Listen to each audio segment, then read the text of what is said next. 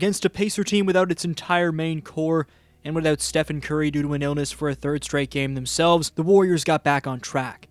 Steph was, as I mentioned, still sick, but he was on the bench, and the Warriors started an, as Steve Kerr would call it, jumbo lineup of Pods, Butler, Kuminga, Green, and Post to make up for the absence of Curry. After taking care of business like they were supposed to against a banged-up and bottom-feeding Pacer squad, the difficulty level of competition now goes from Pro to Hall of Fame, as the Dubs now face the 10-1 OKC Thunder, and then the 7-2 Spurs twice on the road. Indiana's one win coming into this one was against the Dubs, as Golden State lost the trap game to an at the time 0-5 team, so everyone was wondering whether or not the 5-5 Warriors would lose when they were supposed to take care of business yet again. The Warrior bigs were rolling early as they were spacing the floor like they were supposed to. The quote-unquote jumbo starting five got off to a 13-4 start, so the size was working against the Pacer big men in Isaiah Jackson and Jay Huff. Buddy Hield got the first call on the perimeter off the bench for Steve Kerr, as that was an interesting call for Steve to not go to Will Richard first on the wing, given how well Will's been playing. He dropped a 30-piece against the Kings, making him one of two rookies next to third overall pick VJ Edgecombe to have dropped 30+. After this miss from Buddy Hield near the 3-minute mark, the Warriors were just 5 for 17 from the field. Buddy then missed a layup, signifying why I think Richard should have came in first. But Horford finally connected on a triple, as Al had missed his last 9 leading up to that one. Late in the second quarter, Jimmy Butler got downhill consecutive times, as Jimmy's forcefulness was paramount without Steph in the lineup, as the Warriors needed Butler to continue to play with aggression. Before Jimmy did what he did, the Warriors' defense was locking up, fueling an 11-0 run. To start the third frame, sophomore out of Boston College Quentin Post showed off his improved inside game with a nice up fake and step through for the hoop. Butler then got another bucket in transition off a hookup from Kuminga. After Post stopped Tony Bradley with a key rotation that forced a bad miss, Jimmy had another relentless drive as Butler was trying to win them a game like he needed to. Moses Moody changed his shooting mechanics, and that was evident on this crucial triple. Speaking of crucial triples, and Jimmy would find Horford for a bomb before the Warriors would get another stop. Moses Moody, one of the few players playing well up to this point, drained a fadeaway triple from the corner plus the foul. A nasty shot from Moses. Entering the fourth, Moody was one of 3 double-figure scorers next to Jimmy Butler and Quentin Post. The Dubs closed the third frame like they closed the second, going on a 10-0 run. It's a good sign that they're closing quarters well, entering tough games against the Thunder and Spurs. To start the fourth frame, the Warriors continued their run as a double pin down on the right side of the court sees rookie Will Richard slip backdoor to the cup intelligently. Jimmy then knocked it away from behind, forcing the turnover, and that forced a Rick Carlisle timeout and put the Dubs up 14. The Warriors ran the same play they did to start the quarter in terms of the double pin down, and this time the play envelopes into Horford getting a triple from the corner. Will Richard then hit a poised step back from the mid-range. Butler posted up the much smaller Nembhard. Horford was having his best game shooting the basketball, and he drained another right here.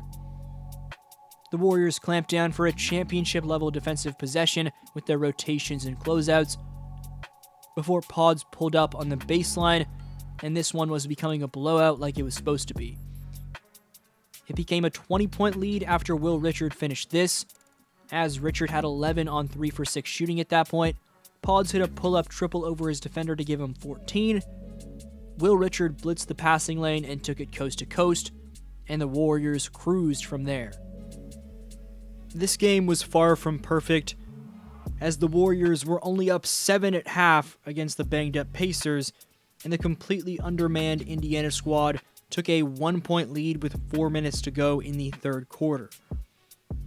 Jimmy Butler won them this game as the number 1 scorer, as the layups he was making were incredibly acrobatic and dominant, like vintage Jimmy. Come to think of it, Butler's been making finishes like he did down the stretch all season long. Butler stuffed the stat sheet with 21 points, 6 rebounds, 7 assists, 2 steals, and a block. Off the bench, We can talk about Al Horford making 4 of his 6 triples while blocking 3 shots in just 18 minutes, or Moses Moody hitting several key triples, including that 4-point play. But I want to obsess about rookie Will Richard. Over his last 3 games, Richard is averaging 19 points, 4.3 rebounds, and 2 assists on a ridiculous 58-50-81 shooting split. He deserves to be the first man off the bench given how well he's playing. As cliche as it sounds, the man really is in the right place at the right time at all times, and he's got the ability to hit perimeter jumpers under pressure at a high level, like he did for 4 years at the college level. Given Will won a national championship this year as a third scoring option, he's different than most rookies. Will should be given priority minutes, even over normally trusted veterans like GP2 and Hield.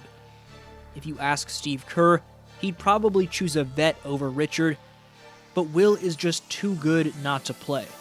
The rotations have to be as smooth as possible coming up, because the Warriors now face an extremely difficult schedule. Playing the 10-1 league best OKC Thunder, then the second-seeded San Antonio Spurs on the second night of a back-to-back. Get ready, folks.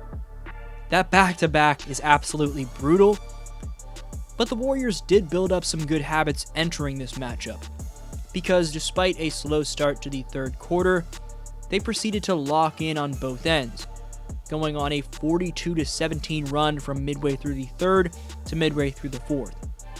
Another storyline has been the struggles of Jonathan Kuminga, who shot 4 for 19 over the last 2 games after shooting 51% from the field over the first 9 outings. Kuminga gets a pass from me because Curry's been out, but a few more games of this and you have to take him out of the starting lineup, given players like Moses Moody have been better at the point of attack. Since down the stretch in the Sacramento game, Kuminga's mechanics have looked very off, so it's up to Jonathan to earn his spot in the starting 5 by getting that together, playing smart and efficient like he was playing to start the season. Kuminga was tied with Quinton Post for a team's second most behind Jimmy Butler of 8 rebounds, so he wasn't doing everything bad, but he can't shoot 1 for 9 from the field on the wing and expect to keep his starting spot with all the talent on this roster.